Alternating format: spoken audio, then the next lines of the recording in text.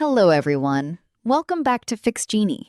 In today's video, I'll show you how to download videos from websites on your Lenovo laptop. First, open Google Chrome on your Lenovo laptop. Now click the three dots in the top right corner of Chrome.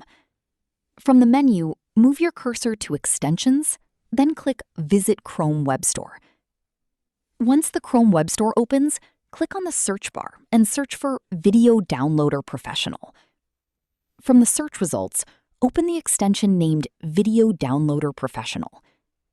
Now click Add to Chrome, and then click Add Extension to install it.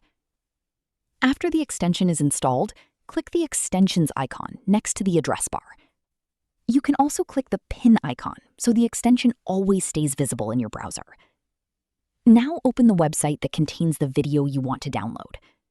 Play or open the video, then click the Video Downloader Professional extension icon.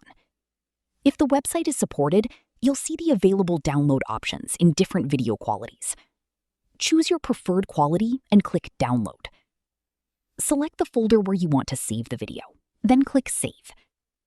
The video will start downloading, and once it's finished, you can open the folder to watch it offline.